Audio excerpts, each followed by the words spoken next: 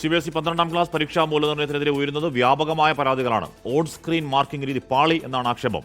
പരീക്ഷയിൽ പ്രതീക്ഷിച്ച മാർക്ക് കിട്ടിയില്ലെന്നും പുനർമൂല്യനിർണ്ണയവുമായി ബന്ധപ്പെട്ട ആശങ്ക വലുതായുണ്ടെന്നും വിദ്യാർത്ഥികൾ പറയുന്നു.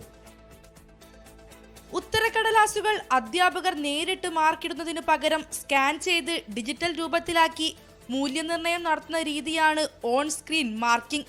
ഫലം വന്നപ്പോൾ പ്രതീക്ഷിച്ചത്ര മാർക്ക് കിട്ടാത്തതിന്റെ ആശങ്കയിലാണ് വിദ്യാർത്ഥികൾ. ആശങ്കപ്പെടേണ്ട സാഹചര്യമില്ലെന്ന് CBSE ആവർത്തിക്കുമ്പോഴും വിദ്യാർത്ഥികളും മാതാപിതാക്കളും വലിയ നിരാശയിലാണ്. ഭാഗ്യത്തിന് എൻ്റെ ഇതിൽ ക്ലാരിറ്റി ഉണ്ട്. കുറേ കുട്ടികൾ പറയുന്നുണ്ട് കിട്ടിയതിന് ക്ലാരിറ്റി ഇല്ല, ബ്ലറായിട്ടാണ് കാണുന്നതെന്ന് പറയുന്നുണ്ട്. OSM രീതി പരിചയപ്പെടാനുള്ള സമയം പോലും അധ്യാപകർക്കും വിദ്യാർത്ഥികൾക്കും കിട്ടിയിട്ടില്ല എന്നാണ് പരാതി.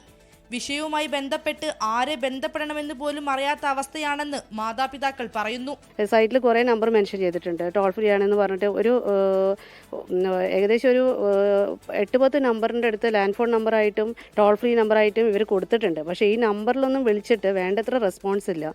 പരാതിയിൽ വ്യക്തമായ ഉത്തരം ഇപ്പോഴും CBSEയിൽ നിന്ന് സ്കൂളുകൾക്ക് ലഭിച്ചിട്ടില്ലെന്ന് കേരള CBSE മാനേജ്മെന്റ് അസോസിയേഷൻ രക്ഷാധികാരി ഇബ്രാഹിം ഖാൻ പറഞ്ഞു. ആ പുനർമൂല്യം കൊടുക്കുന്നത് ഒരു തീയതി നിശ്ചയിച്ചിരുന്നു. ആ ദിവസത്തിനുള്ളിൽ ആൻസർ ബുക്ക് ഇവർക്ക് കിട്ടിയിട്ടില്ല.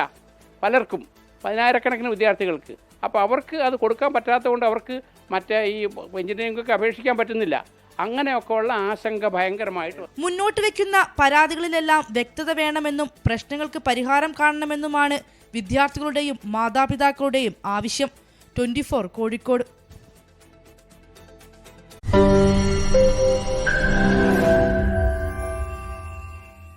ലോകത്തെവിടെയായാലും ഏത് സമയത്തും 24 വാർത്തകളും ഓഗ്മെന്റഡ് റിയാലിറ്റി പാക്കേജുകളും എക്സ്പ്ലെയിനറുകളും വിശദമായി കാണാൻ ഞങ്ങളുടെ YouTube ചാനൽ നിങ്ങൾക്ക് സബ്സ്ക്രൈബ് ചെയ്യാം.